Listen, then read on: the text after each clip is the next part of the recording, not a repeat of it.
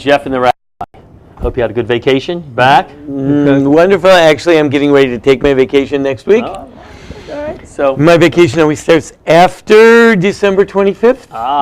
We don't vacation on December 25th. And that's probably it makes sense. So we're here obviously to talk about Hanukkah. Hanukkah it is. Talk about Hanukkah. And you know, Hanukkah, thinking about some things in Hanukkah, great holiday. Now, in my mind, first I want to start off here just to ask you, because I know what you've been thinking, Rabbi Freeman. Now you and my wife, you know, like always know what exactly. It's great. I don't have to even bother to think anymore. Just thinking. So what Rabbi Freeman's been thinking, with all this fame and all this Hollywood stuff that we've got from our show, we've been multiple years now been on the air. We've become one of the top shows in our little corner of the internet. Right. All that Hollywood influence, the book tours, the movie rights, everything we've been talking about. You're saying to yourself, I bet Jeff has probably been starting to get, he's probably been influenced by the Hollywood lifestyle. He's probably becoming a little bit more progressive, like his contemporaries, Brad Pitt, Barbara Streisand. Jeff's probably becoming a Hollywood liberal like the rest of them. Right. Nope, not happening. That's what happened, by the way, the other day in Lenox Mall. I walked in there, people came over to me and, are you Jeff? I said, no, I'm the rabbi. Oh, okay, just the rabbi. That's not that important for the show. But I haven't. I have not become more progressive, and I wanted everybody in the audience to know that. So when I'm finding out that our President of the United States, like normal, had a Hanukkah party in the White House, which is two, by the way. Two, one on the lighting and He had two. No, he actually had two because he had so many people that they actually did two of them. Two Hanukkah parties, and the best thing about his Hanukkah party, multicultural, multi-international, multi-religious faith Hanukkah parties. So, to have a progressive Hanukkah party, I'm saying to myself, probably in the history of holidays, of any religion, the most anti-progressive holiday probably ever invented was Hanukkah. I don't think you can get any more anti-progressive. Right. So, I'm thinking to myself, we're living in a world now, a progressive world, and I think we've had this discussion before. In my opinion, there's nothing about progressivism that's ever been based on the truth.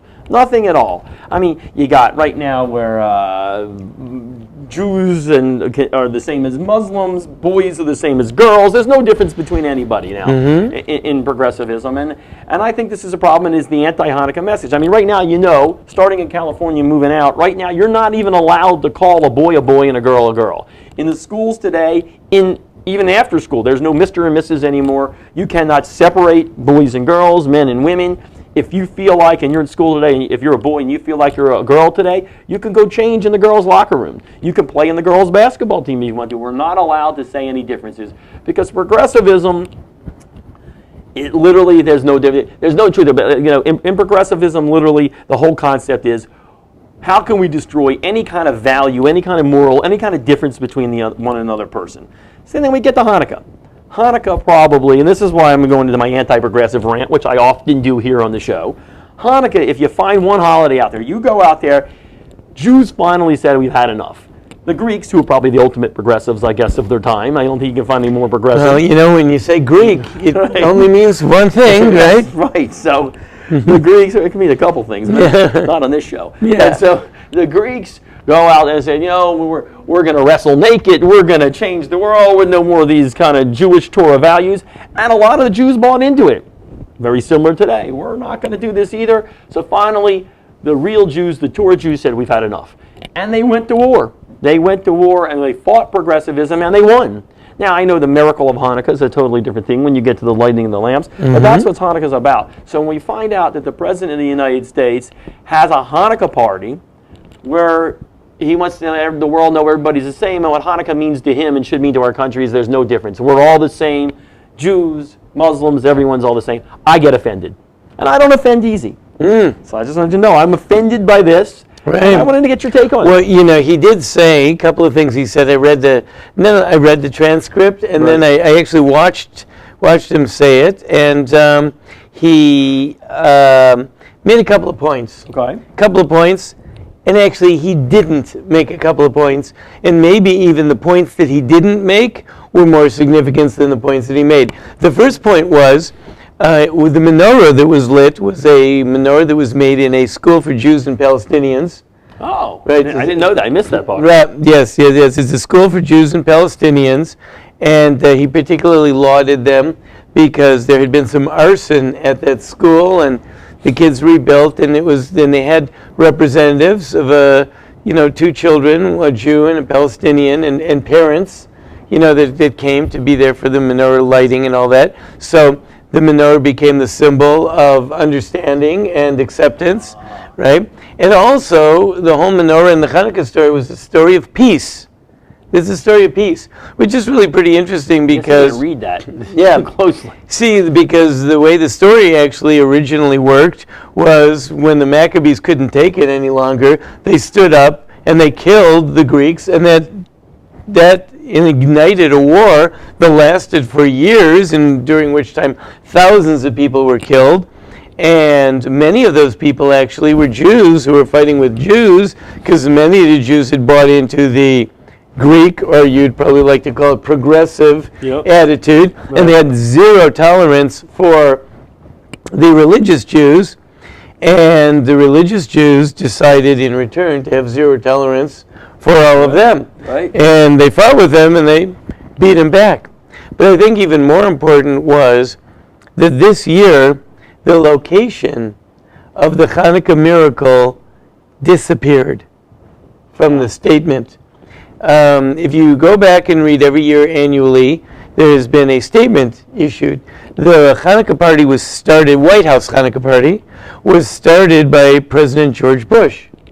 And since then, they've carried on. The first George Bush, right? The first or the second? I don't know. I think it must have been the second. Okay. I think it must have been the second, because it was in 2000 something. Okay, all right. So that had to have been the second, So he started it, and the Obamas have continued this tradition. Now, the interesting thing is that generally the story goes as follows.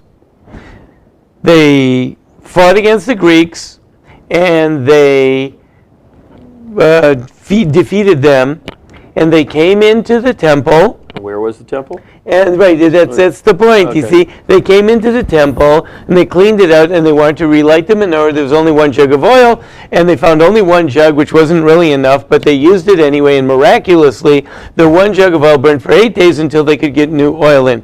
This temple that they were fighting to recover was located in Jerusalem on this mountain. Well, in all previous statements, except for 1 year, in all statements that were issued by the White House, that was mentioned the miracle of the lighting of the menorah in the temple in Jerusalem. But this year, no mention of the location of that miracle. Significant? Many people believe so. I would assume so, yes. Many people noted the absence of that because you remove that, but instead the menorah became a symbol of peace and the struggle of people not to be oppressed by others. This is a statement against oppression. Okay, now, actually, in actuality, it's a statement of fighting for freedom, that is true, but actually fighting for the ability to express your traditional beliefs against the onslaught of a culture that is antithetical to your own culture. Interestingly enough, the antithetical culture that was antithetical to Judaism bears remarkable similarities to many of the values that the United States of America is proposing today. It's all Greek to me. Right. Pretty much the same things. Yeah. And it was all Greek to them until they got fed up with it. Right. They said, no, it's not going to be, none of it's Greek to us, Right. And we don't want to do that. That's very interesting. I mean, because I guess it was the most anti-progressive holiday you can possibly have. That's right. And the most progressive president is making the statements that you just made,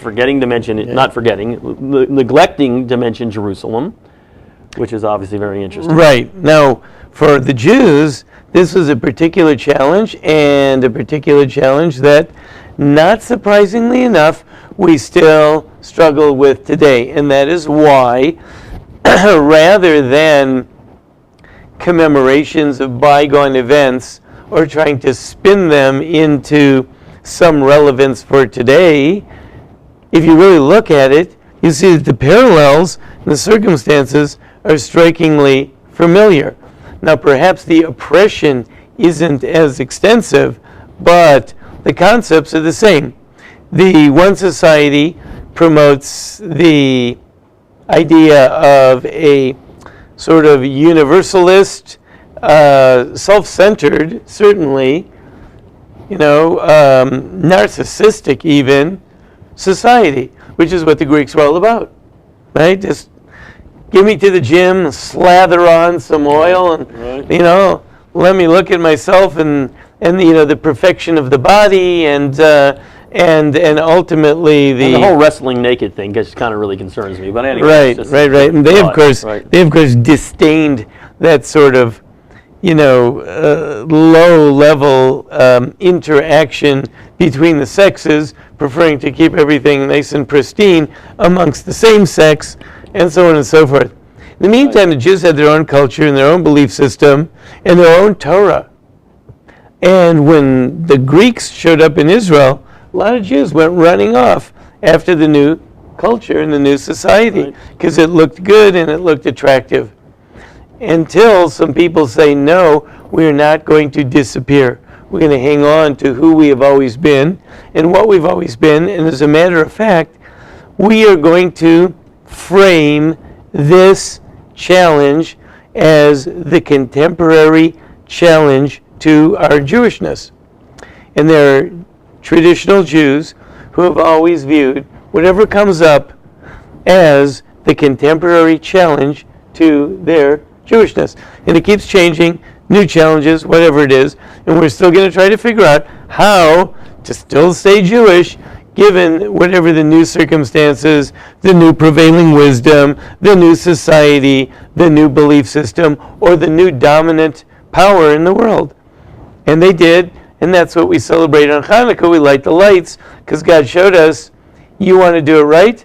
I can suspend all time and all nature and make miracles. Well, I guess then the question that probably everybody asking is, when is it enough? When are the Jews today going to say, enough is enough? Mm-hmm.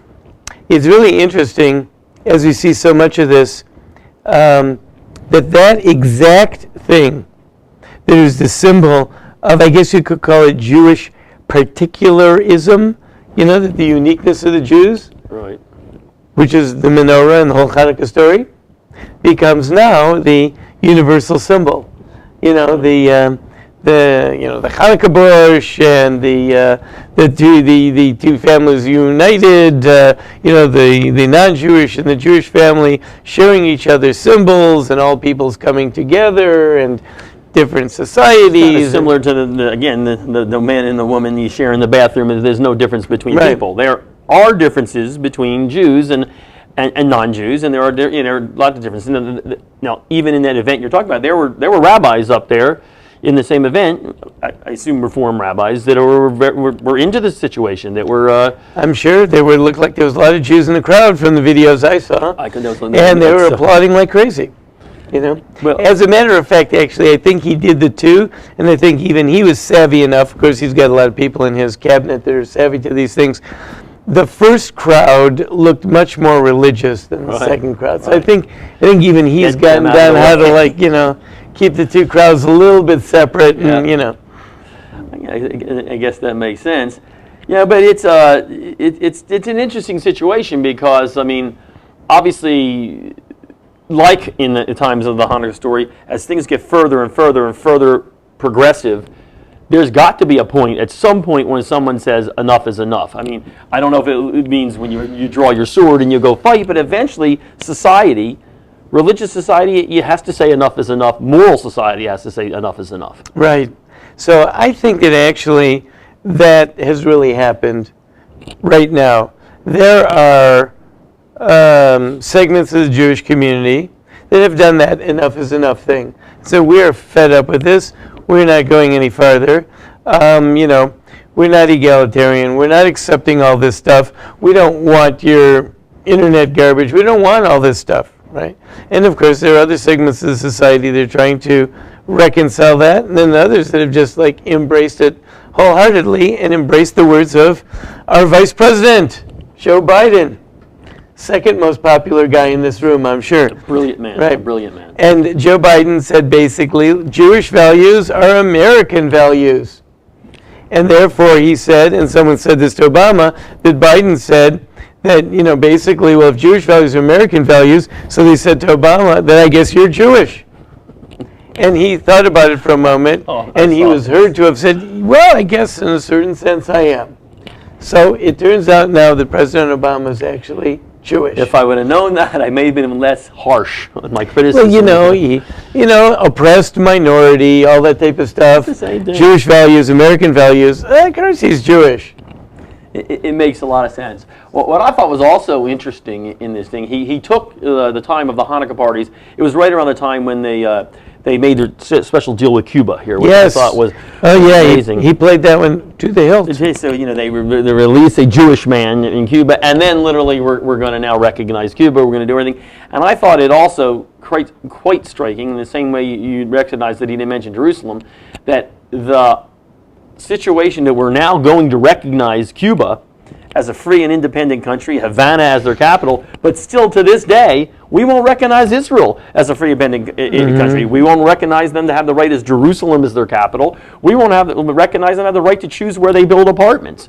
So I thought in his Hanukkah celebration, I thought that one of the most odd things about it, as he's recognizing the communist state, the state that is oppressed their people for 50 years, as a brand new up-and-coming country that we're going to support, and still to this day will not support Israel and Jerusalem at the Hanukkah party. I thought that was very he did play that to the hilt, and after he got all this tremendous applause for freeing Alan Gross, which is pretty interesting because I must say I actually had a little bit of a personal connection to that, very, very remote personal connection, but just from the angle that recently there's a lot of publicity about Alan Gross in the Jewish press, different Jewish magazines, and people started saying, we have to be praying for this guy to be freed. And I hadn't really paid too much attention to it, but after reading more about him, I started thinking, we should really start praying for him. And they put out his Hebrew name, and everyone should pray for him, and his wife made an appeal. So I actually did start praying for him just about a week before he was released. All right, there you go. So I was thinking That's a pretty good connection you had there. There you go, Me and probably lots of other people. Send because your prayers into Rabbi Friedman and care of Jeff and the Rabbi right. for anything that you need. Your prayers with a $18 non-refundable check. Right, exactly. So, so I when I first heard about it, I said, hey, that's really neat. Yeah, I just started praying for the guy. Yeah. But, of course, he did follow that up. After all the applause, he immediately followed that up with a justification about his Cuba thing. But, the Cuba thing, the bottom line is that we lost, and he's basically saying, the United States, we lost. Well, forget it. He's done that pretty well with his Russian reset, with his Iran not supporting Iran in 2009, with his great negotiating skills with the nuclear weapons in Iran. So it's one of the things. It's not important to him that the United States win. He's the president of the United States, but that doesn't. So we lost. Let's move on. Well, they said what they're worried about though is that we might run out of enemies for Obama to surrender to. So actually, that could be a problem because then what's he going to do for the next 2 years? Right. So that's kind of scary. Right. But as long as he keeps up the pressure on Israel, because those apartments that they're building in eastern Jerusalem are really setting the world on fire. So I'm a little worried about that myself. Well, I would just say about this whole Hanukkah thing. And, we're like taking it out on the White House, but the White House is really doing something that's happening all around this country and maybe in other parts of the world too, and that is they're taking a very particular Jewish statement, something that was a symbol to us of our continuity, of our eternal destiny, of our ability to stand up against oppression, and most importantly of the fact that God remembers us and stands with us and is going to protect us and get us through to the end, and turning it into a universal message of hope and peace and whatever else is current at the moment. And it's kind of sad because it doesn't have to be that way. I don't care if the rest of the world knows about Hanukkah or they don't know about Hanukkah. If the president has a Hanukkah party or he doesn't have a Hanukkah party, we have a Hanukkah party. Like some guy just heard on the radio the other night, and he said, Hanukkah really only became popular in the 70s. Yeah, I mean, the 70s. I don't know what 70s like. The 70s was like 70s BC. Right. I don't know, and that's he had it all figured out because from his perspective. So let it not be popular to the rest of the world, and let the president not do. And to tell you the truth, let us not do public menorah lightings on the ellipse and all that type of stuff. The bottom line is, it's a very, very personal symbol to Jews and to every Jewish household that lights a menorah, that talks about our continuity and talks about our great future and talks about the unique relationship that we have with our God. And that's something that, with or without the White House party, and I would actually even prefer there wouldn't be a White House party, so that we can keep the original message alive. And when you take something like that, that's such a crucial message, and then you popularize it and water it down for public consumption, it's a pity that that message, that great miracle, becomes almost a non-message. Right, it becomes like the Easter Bunny. But the question is, though, would most Jews today understand that message, or would they prefer to hear it's about peace and love thy neighbor, and why can't we all just get along? Yeah, and that's what worries so me as well. in essence, I personally feel that that type of universalizing the message actually enables Jews to leave the fold, to universalize, because they understand it as Vice President Biden understands it. Jewish values are American values, and anything that's not an American value couldn't be a Jewish value, and therefore I'm an American, and that's it. And some American values are Jewish values, some are not. And some are at odds, some are just different, and some are totally at odds. And you're allowed to be different, I guess. Yeah. You can be different. Well, and you just actually brought up one of the few rules that I have, that I've kept, for the last few years. Anything, if I find myself ever agreeing or understanding something that Vice President Biden said, I go back and do more research because I might be incorrect there. So It's just a personal rule. You don't have to accept that. But very interesting. I think so. The important message of a Hanukkah you got to remember is it's not a let's all hug and get along. It's when you have a situation where it's gone too far and gone against your beliefs and gone against your values, you don't have to give in. You can eventually have to put your foot down and say, that's it. And a society, as President Obama's society, is attempting to get everyone to believe that all these differences are not really differences. They're just like little things that we do in customs and all that. Let's overlook all that to find the universal within all of us, the goodness within all of us and all that. The problem is there are people out there, and actually the Jews are one of them, that are not going to buy into the fact that we are just universal, that this is really the end of Judaism. Yeah, you can keep your tokenism and your customs, but down deep know that we're all just one.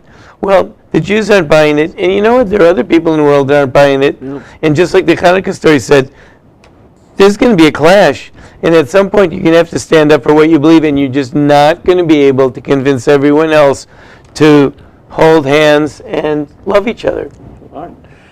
It's a good message. Honestly, though, the Hanukkah message really could be a message of peace. A peace the way it's supposed to be. Not just accepting anything, but peace. Peace through believing in your values. So, for the people that need to have that little message there of peace, if you stick with your values, if you believe in God and you stick with it and don't cave and don't back off to all progressive things, then you can have peace and you can live a nice, great, peaceful life. Right? But there are people that might believe the opposite. And sometimes they're going to be in a clash.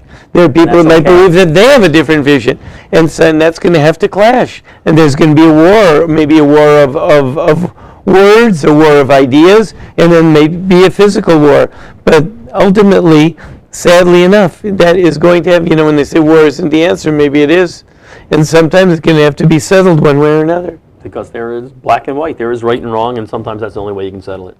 Okay. Good. All right. Well, happy Hanukkah to all, and to all a good night.